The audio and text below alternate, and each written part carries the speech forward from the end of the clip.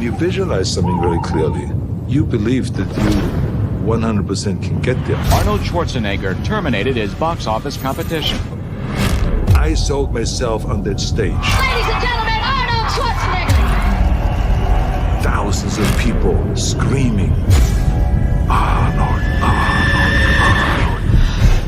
Arnold. My successes, and they will also remember those failures.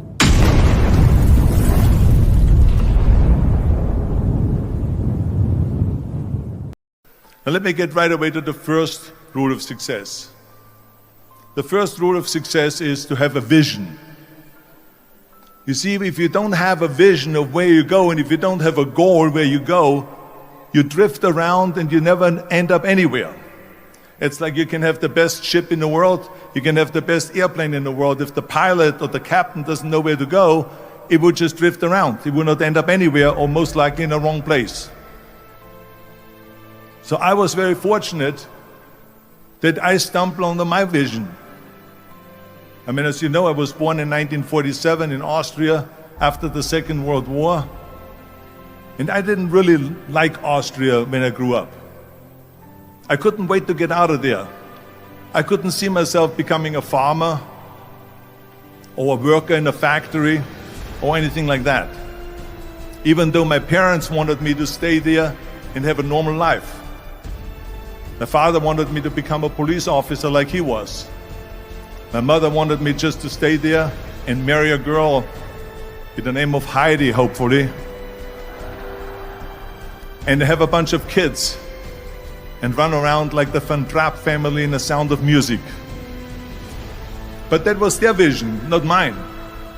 My vision was totally different. I felt that I was born for something special, for something unique, for something big. So I was searching. Then one day I went to school. I remember I was 11 years old, and they showed a documentary about America. And there they showed in this documentary the huge skyscrapers, the high-rises, the huge bridges, the 6-lane freeways, the huge cars with the wings sticking out, and all of this stuff. And I said to myself, that's where I want to be. I don't want to be around here with these little farmhouses and these little buildings and everything is old. I want to be in America. But now the question was just, how do you get to America? In those days, it was a very expensive trip. It's not like today. So again, I was very fortunate that one day after school, I walked by a store in Graz, which was called Brühl. And it was the only store that really sold kind of American stuff. So one day, they had jeans there, American jeans. And then they had the Bullwalker. And then they had an expander and some barbells and some dumbbells and an exercise bench in the window. So I went inside and I looked around and I looked at this stuff, and then I saw a magazine. I saw a bodybuilding magazine that had Reg Park on the cover. Reg Park was then a 3-time Mr. Universe. And I saw him on the big screen as Hercules. And on the cover it said, how Reg Park, Mr. Universe, became the Hercules star. That's what the cover story was all about. So I looked at the cover and I said to myself, I got to get this magazine. So I bought the magazine, I took it home and I read it over and over from the front page to the back. It had everything in there, how he trained, how he was working out in Leeds, England, in a factory town, how he worked out every day for 3-4 hours and became the strongest man of Europe, and how he won Mr. Europe and Mr. Great Britain, and then eventually Mr. Universe. And how he won the second Mr. Universe and the third Mr. Universe. And how he was discovered to play the starring role in Hercules. I read that and I said to myself, wow, this is the blueprint for my life. This is exactly what I want to do. I want to become a bodybuilding champion just like Reg Park. I want to get into movies just like Reg Park. And I want to make millions of dollars and be rich and famous just like Reg Park.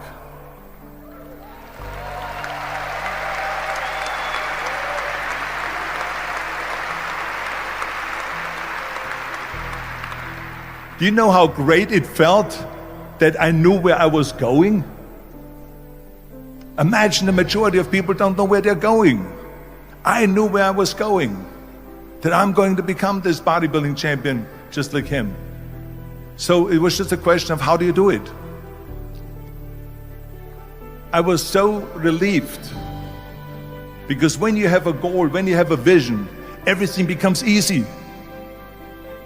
Because remember that in America, for instance, when you study, you will see the percentage of people that like their jobs.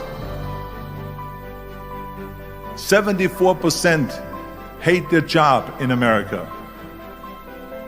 Now, there is not much different when you come to Europe. The majority of people don't like what they're doing because they're really not doing it because they didn't have a goal and they followed this goal. They just aimlessly drift around and then all of a sudden there's a job opening, so they get that job because you have to work. But then when you work, it's a chore. It's work. It's not fun. So if you think about only a quarter of the people really enjoy what they're doing in life. That is unbelievable if you think about it. So I felt so blessed that I knew what I was doing. It's like a medical student that studies and knows he wants to become a doctor. You know where to go. So I knew where to go. So people always ask me, when they saw me in the gym in the pumping iron days, they say, why is it that you're working out so hard? 5 hours a day, 6 hours a day, and you have always a smile on your face. The others are working out just as hard as you do, and they look sour in the face. Why is that? And I told people all the time, I said, because to me, I'm shooting for a goal. In front of me is the Mr. Universe title. So every rep that I do gets me closer to accomplishing that goal, to make this goal, this vision turn into reality. Every single set that I do, every repetition, every weight that I lift will get me a step closer to turn this goal into reality. So I couldn't wait to do another 500-pound squat. I couldn't wait to do another 500-pound bench press. I couldn't wait to do another 2,000 reps of sit-ups. I couldn't wait for the next exercise, for the next half hour of posing and all the kind of things that you have to do to be a champion.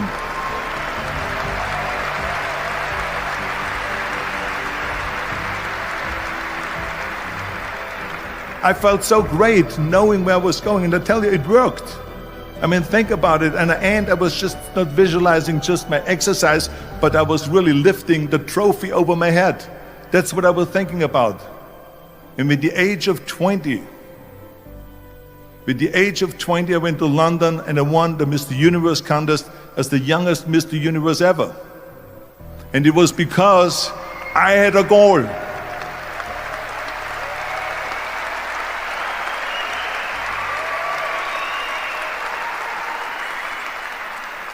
And this is no different than anything else, what I'm talking about. This is not just about bodybuilding.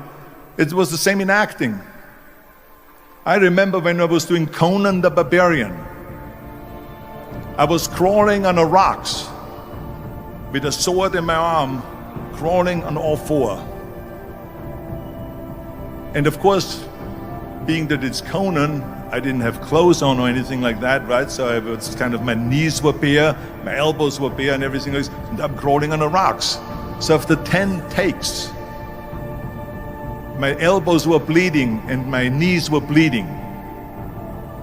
And the director came to me and he said, Arnold, I'm so sorry that you have to go through this, but we need one more take, a close-up of you crawling with the sword towards the camera.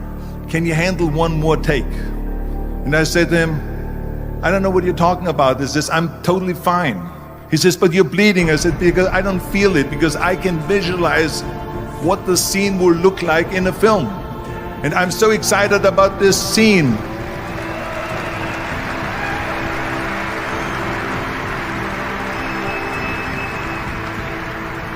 I was visualizing crawling up behind Falser Doom, which was played by James Earl Jones. Crawling up behind Falser Doom with the sword slowly, and then rising up behind him and whack, cutting his head off. And the head spins in the air, slowly with blood all over the place, and slowly falls down the steps and rolls down the steps. And his body slowly falls sideways.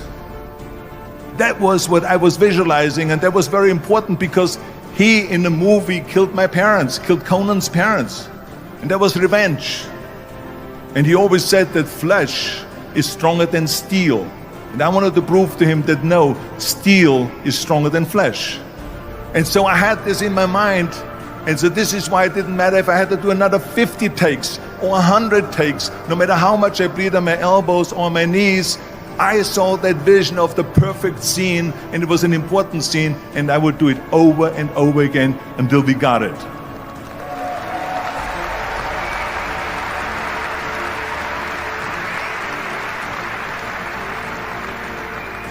And the same thing is also in politics. I remember that in politics, I had a very clear vision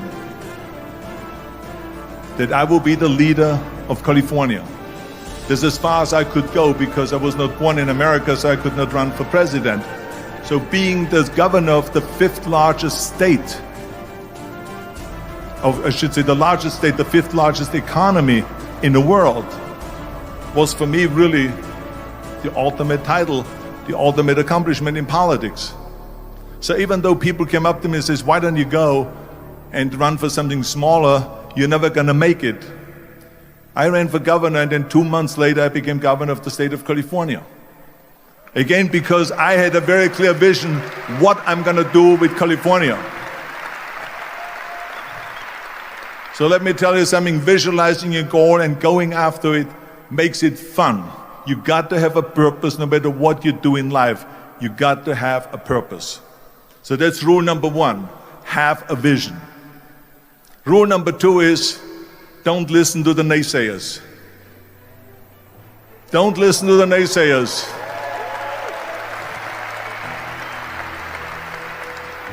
Everything I ever did, the thing that I heard out of people's mouth was, that's impossible. That can't be done. Or no. I remember when I wanted to be a bodybuilding champion, including my parents and everyone else around me, said this is impossible. Why don't you become a ski champion? That's what they do in Austria. Or a bicycle champion, they do some track and field. You can't be a bodybuilding champion. That is exactly what I heard, and of course I proved to the people that it can't be done. So whenever someone said to me, it can't be done, I heard it can be done. When they said no, I heard yes. And when they said it's impossible, I heard it is possible. Because I am a strong believer.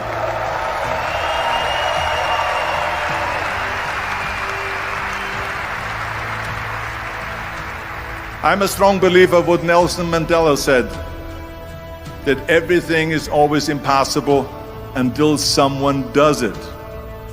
Well, I'm gonna be the one, I said to myself, I'm gonna do it and I'm gonna show it to them. Maybe it has never been done before. That's perfectly fine with me. But I'm gonna do it. And I did not listen to the naysayers.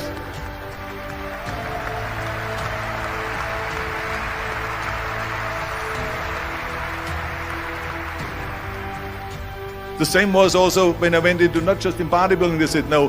When I wanted to come to America, when I wanted to go to America, they said it's impossible.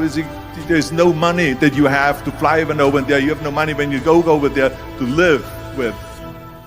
And what do you think, they're gonna wait for you? They have plenty of big bodybuilders over there. It was all no, no, and it can't be done, it's impossible. And I remember then that the same thing happened also when I went into the show business. Can you imagine, I was now a bodybuilder, I weighed 250 pounds, I was Mr. Olympia 6 times, I was Mr. Universe 5 times, and Mr. World and Mr. International. I won 13 World Bodybuilding Championships altogether, and now I said to the agent, the Hollywood agent, I want to get into movies. He said, that's funny, Arnold. I asked a studio executive, I say, I want to get into movies. I want to be a leading man. He started laughing. So they all say it's impossible. I said, why is it impossible? He says, because look at how big you are. You weigh 250 pounds. Hercules bodies and muscular bodies weighing 20 years ago. 20 years ago, they did Machista and they did all these Samson movies and Hercules movies and stuff like that, but not anymore. Arnold, this is the 70s. Do you know the sex symbols today? It's Al Pacino. He weighs 150 pounds. It's Dustin Hoffman. He weighs 146 pounds. And guess who else is a sex symbol? Woody Allen. So imagine they're telling me now that those are the new sex symbols. So do you ever forget about it? And then they told me, says, and your accent, even if you reduce all your body weight and everything and have a normal body, your accent. I said, your accent, I mean, it will go give people goosebumps. With the German accent, it will get people the creeps. They will get scared. He says, no one in Hollywood ever has become a leading man that had an accent. Doesn't happen. People in America want to hear their actors talk like John Wayne, or like Burt Reynolds, or like Clint Eastwood. Not like someone on Hogan's Heroes or something like that. Some Nazi movie. That's the kind of stuff that they heard.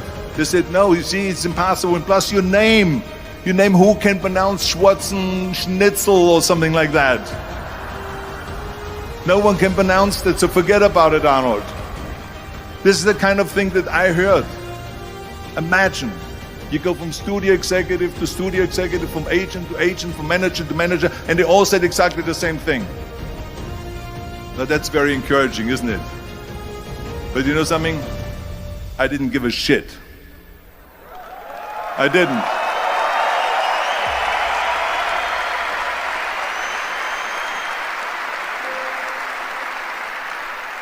Because I believed that I can be a leading man. I believed that I could be another Clint Eastwood, or another Burt Reynolds, or another Warren Beatty, or whatever those characters were, Charles Bronson and so on.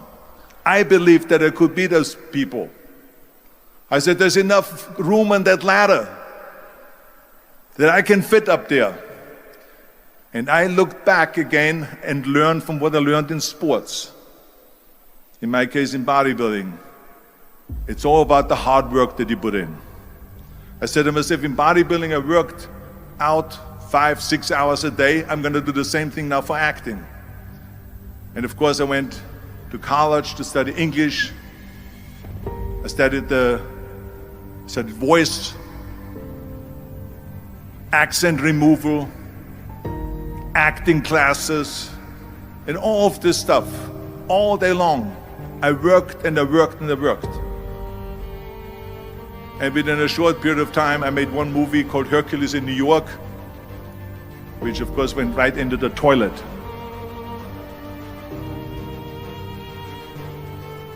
But it didn't discourage me. I still had the same vision. And then all of a sudden I did Streets of San Francisco.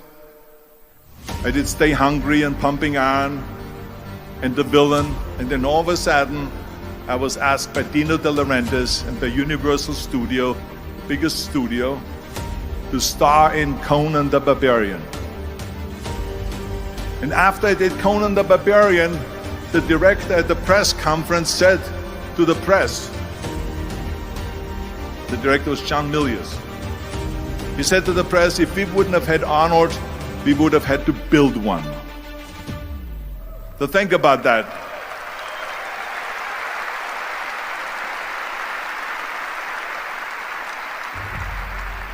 The very body that they said can never be sold because the time is wrong. A few years later, I'm doing Conan the Barbarian, and it was the #1 hit at the box office when it came out in the summer of '82. Think about that. And the director says, if we wouldn't have had his body, we would have had to build one. So all of a sudden, my body became an asset, not a liability. And the same thing was with Terminator. After we were finished filming Terminator, Jim Cameron said to the press, if Arnold wouldn't have had that accent and talked like a machine, I think the movie wouldn't have worked. So think about that. the body and the accent that they attacked was an asset.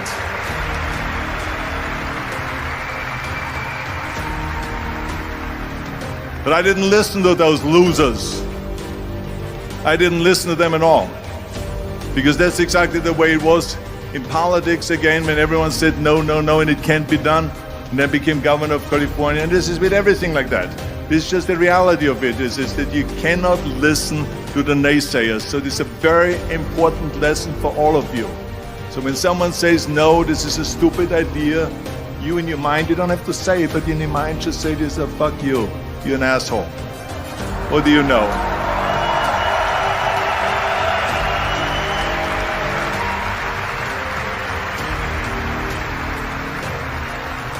If I would have listened to the naysayers, from bodybuilding to show business to politics, I would not be standing here today, talking to you. I would be in Austria in the Alps, yodeling. That's right. I would be in Austria, still left, yodeling. That's what I would be doing, exactly. So this is why I say don't listen to the naysayers. And the next thing, the third point that I'm going to make to you is, before we sit down with Jürgen and talk about the rest of the three, is work your ass off. There is no magic pill. There is no magic out there.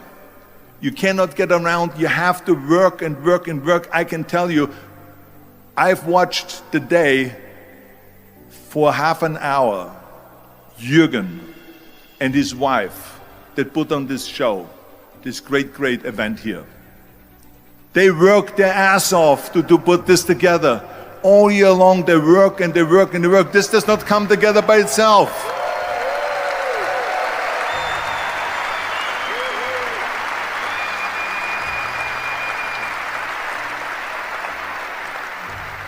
For half an hour they were running around and making phone calls and doing this and that and talking to their aides and make sure this is happening, make sure there's the water out there. Talking about water, love water. Make sure of this and make sure of that and all that stuff. So it's work. And it drives me crazy when people say they don't have enough time to go to the gym for 45 minutes a day and work out. Or to do something for 45 minutes to an hour a day to improve. If it is physically improve or if it is mentally to improve. Imagine you read 1 hour a day about history. How much you will learn after 365 hours in 1 year. Think about if you study about the history of musicians, of composers, how much you would know. Imagine if you would work on a business, on some business that you want to develop every day for an hour. Imagine how further along you will go and get. So it drives me nuts because we have, when people say we don't have the time, we have 24 hours a day. We sleep 6 hours a day, so that gives you still 18 hours. Now there's someone shaking their head out here in front. They say probably, I don't sleep 6 hours, I sleep 8 hours, right? Or just sleep faster.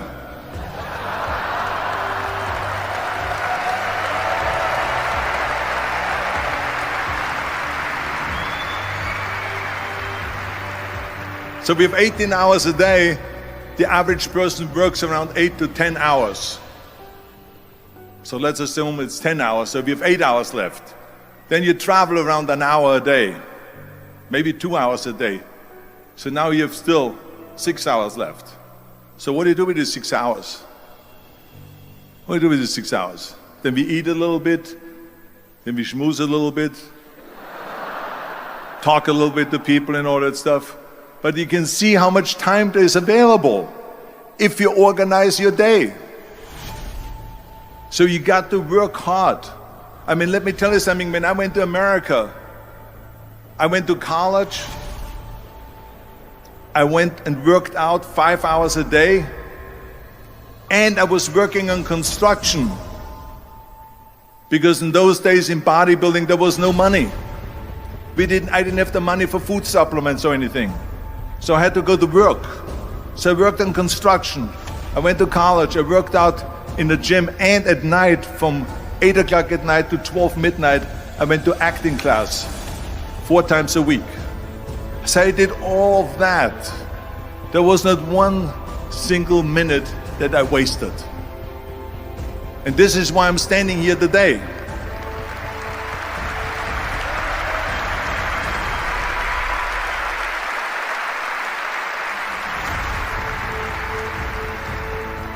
I became very friendly with Muhammad Ali in the 70s. And Muhammad Ali worked his butt off. And I saw it firsthand. And I remember that there was a sports writer that was there in the gym when he was working out and he was doing sit-ups. And they asked him, how many sit-ups do you do? And he said, I don't start counting until it hurts. Now think about that. He doesn't start counting his sit-ups until he feels pain. That's when he starts counting. That is working hard. And so you can't get around the hard work. It doesn't matter who it is. As a matter of fact, I believe what Ted Turner said, work like hell and advertise.